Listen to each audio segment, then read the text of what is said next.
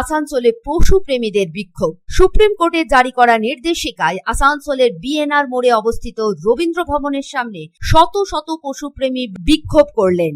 রাস্তা থেকে অবিলম্বে বেওয়ারিশ কুকুর সরিয়ে আশ্রয় কেন্দ্রে পাঠানোর নির্দেশ দিয়েছে সুপ্রিম কোর্ট। সুপ্রিম কোর্ট ৮ সপ্তাহের মধ্যে আশ্রয় কেন্দ্র তৈরি করতে এবং প্রাথমিকভাবে ৫,০০০ কুকুর ধারণ ক্ষমতার আশ্রয় কেন্দ্র প্রস্তুত করার নির্দেশ দিয়েছে।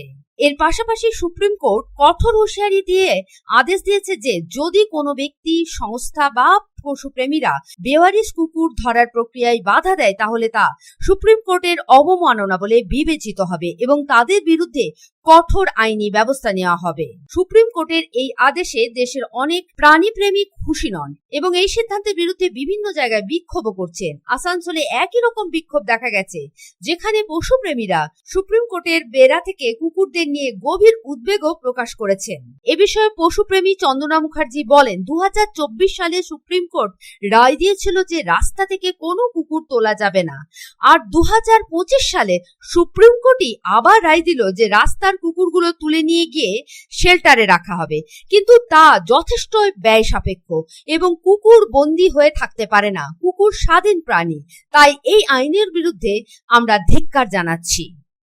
সুপ্রিম কোর্ট যে কাণ্ডটা করছে তোমার, যে দিল্লির সমস্ত কুকুরদের, রাস্তার কুকুরদের বের করা, কারণ কুকুরদের বাড়ি হচ্ছে রাস্তা, সেখান থেকে তারা শেল্টারে নিয়ে যাবে হচ্ছে 2 মাসের মধ্যে। 2 মাসের মধ্যে কোনো এত লাখ লাখ কুকুরের জন্য শেল্টার তৈরি করা সম্ভব কোনো মানুষের পক্ষে সম্ভব নয়। তারপরে কুকুরগুলোকে নিয়েও তারা কোথায় রাখবে সে জবাবও কিন্তু তারা দিচ্ছে না, এবং সেই কুকুরগুলোর ট্রিটমেন্ট এবং খাওয়ার জন্য লাখ লাখ টাকা লাগবে, প্রতিদিন লাখ লাখ টাকা, মানে মাসে কোটি কোটি টাকা লাগবে। কুকুরগুলো বন্দিদশা হবে। কুকুর কিন্তু স্বাধীন প্রাণী, রাস্তায় ঘুরে বেড়াবে।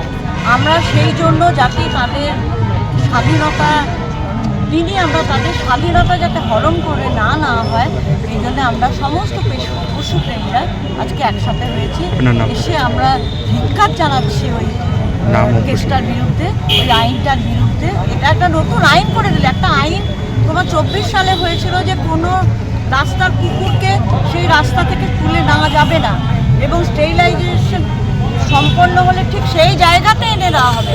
এটা কিন্তু সুপ্রিম কোর্ট রায় দিয়েছিল 24-এ, আবার 25-এ সুপ্রিম কোর্টই আবার রায় দিচ্ছে যে সব কুকুরগুলোকে তুলে শেল্টারে দিতে হবে। সন্তোষ মণ্ডলের রিপোর্ট, পাবলিক টাইমস।